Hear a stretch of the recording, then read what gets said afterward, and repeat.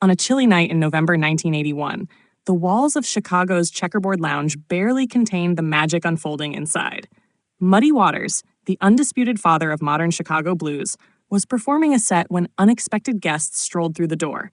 The Rolling Stones, in town for their Tattoo You tour, came to pay homage not just to a legend, but to the very roots of their sound. What happened that night wasn't just a jam session. It was a spiritual reunion between the student and the teacher, a living testament to the transatlantic loop of influence that shaped modern rock.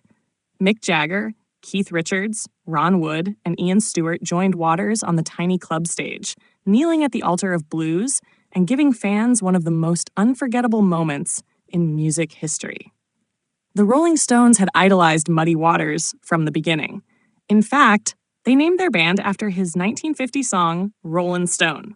Their music, swagger, and style were deeply rooted in American blues, especially the electrified, gritty tone that Waters pioneered. So when they arrived at the Checkerboard Lounge, Waters' home turf, it was more than a guest appearance. It was a pilgrimage. The atmosphere was electric. The club, modest and packed wall to wall, buzzed with disbelief as the world's biggest rock band took the stage not to headline, but to support. Mick Jagger, ever the showman, was clearly in awe, grinning ear to ear as he shared vocals with Waters. Keith Richards, his guitar slung low, couldn't hide his reverence, staying close to Waters like a disciple learning from the master.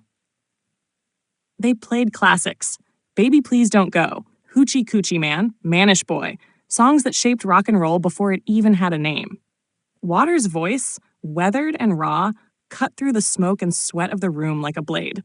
The Stones didn't try to overshadow him. They backed him with passion, respect, and an almost boyish excitement. It wasn't about perfection.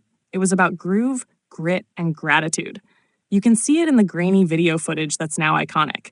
Mick ducking his head in deference, Keith letting Muddy take the lead, Ron Wood swaying with delight. For the crowd, it was witnessing royalty blend seamlessly with a godfather. For the band, it was coming home.